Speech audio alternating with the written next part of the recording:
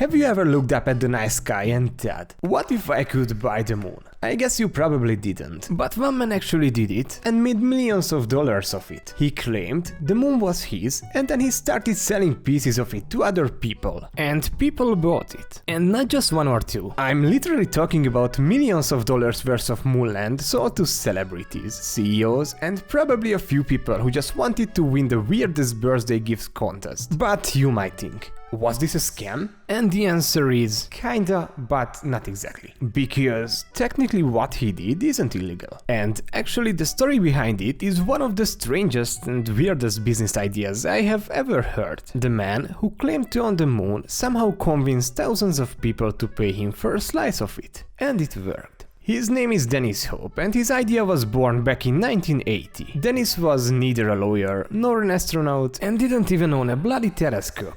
He was just an ordinary man living in California, unemployed, broke, and looking for a way to turn his life around. One day, while sitting in his car, he looked up at the sky, and for reasons only he truly understands, he didn't see stars or dreams or distant galaxies.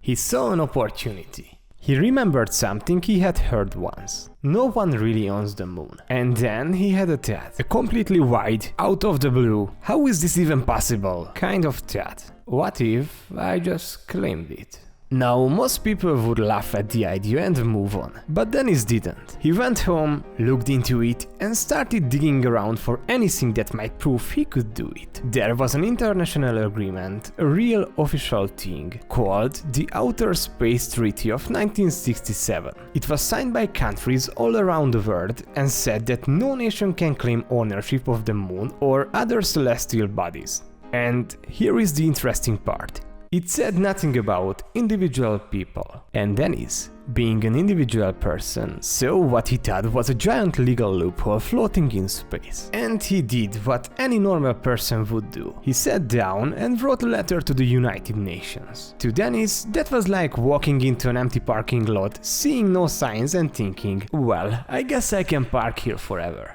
Now, does that make sense legally? Probably not. But Dennis didn't care. In his mind, no law said that he couldn't do it, so that meant he could. In his letter, he basically said, "My name is Dennis Hope. Just letting you know I now legally claim ownership of the moon, and also the other planets too. If there is any problem, please let me know." He mailed it to the United Nations, the US government, and even the Russian government, just in case they had objections. And then, radio silence. No one responded. No rejection. No angry letter telling him to stop being fucking ridiculous. No lawsuits. No space police knocking on his door. Nothing. And that was all the encouragement Dennis needed. If no one was going to stop him, he was going to take this all the way. In his mind, the moon was now legally his. And once he owned it, well, why not start selling it? And what do you do after you declare yourself the owner of a giant floating rock in space? Dennis launched something he called the Lunar Embassy, which sounds super official, like it's run by aliens in suits or something. But in reality, it was just Dennis and the Home Office. From there, he created lunar land deeds, actual certificates that claim to give people ownership of land on the moon. He divided the moon into plots, just like real estate on Earth, and started selling them off. Prices started at around $20 an acre, which by real estate standards is an absolute steal. For that price you would get a fancy looking certificate with your name on it, a map showing where your land was located, and a legal sounding document that said you were now the proud owner of the moon property. And he even offered extras like upgrading your lot to a corner property or choosing an area with a nice view, as if someone's going to walk past your crater and say, "Wow, great moon real estate." And yes, people bought it. Actually, thousands of people bought it. Eventually millions of acres were sold. And this is how Dennis turned this into an actual business. And he didn't stop with the moon. He also started selling land on Mars, Venus, and other planets. He was basically running the solar system out of his living room, and people really loved it. Buying moonland became a popular gift for birthdays, anniversaries, weddings, and even Christmas. And let's be honest, if someone gave you socks and a deed to the moon, which one would you remember? Dennis says that over the years he sold over 600 million acres of moon land. That's more land than the entire state of Texas. Dennis also claimed that some pretty famous people bought land too. Celebrities, business leaders, and even 2 former US presidents. One person supposedly bought an entire crater, and even some companies got into the action. Dennis says he sold moon land to over 1,800 corporations. And in case if you are wondering, yes, Dennis also sold land to himself.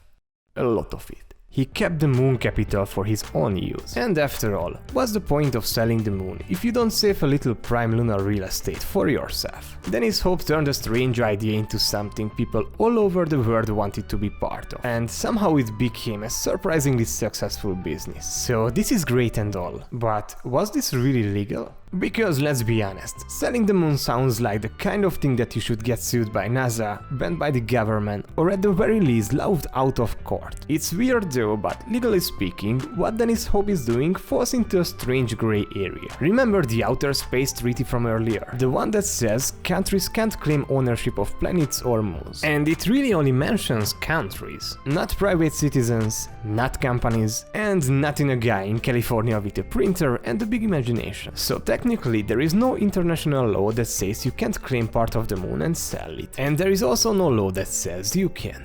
It's just kind of unregulated. But, and this is important, no government actually recognizes these moonland deeds. Not the US government, not the United Nations, and not even the Martian parliament. So if you show up to NASA with your moon deed and demand they stop driving their fucking rovers through your property, they are going to ignore you. In other words, the deed is fun to have and fun to give, but it's not legally enforceable in any real way. You can't build on the moon, you can't rent it out, and you definitely can't evict aliens. It's kind of like buying a star and naming it after your cat. It's adorable, but you can't make space decisions with it. So is Dennis Hope's business legal? He hasn't broken any laws. But is it official?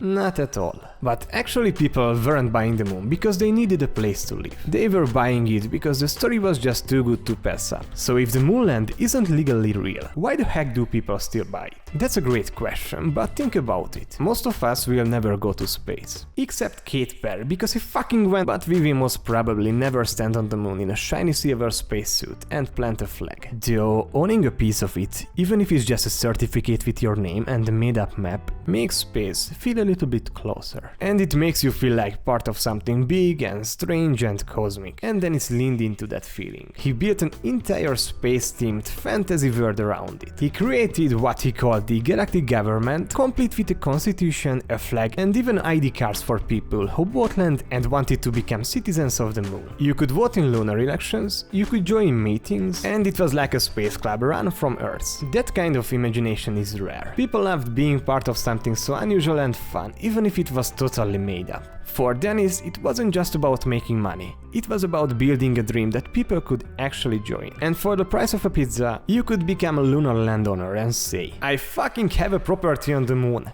Brothers! Dennis Hope wasn't a lawyer, a politician, or a space expert. He was just a regular guy with a creative idea, a bold move, and zero fear of looking ridiculous. Most people looked up at the moon and saw a glowing rock, but Dennis saw real estate. And not because it made sense, but because he was willing to ask, well, what if? And even though he didn't technically own the moon and no government agrees with him, he still managed to build something that made people dream a little bigger. That's kind of amazing. Now, should everyone go out and start selling planets? No. But should we ask more what if questions?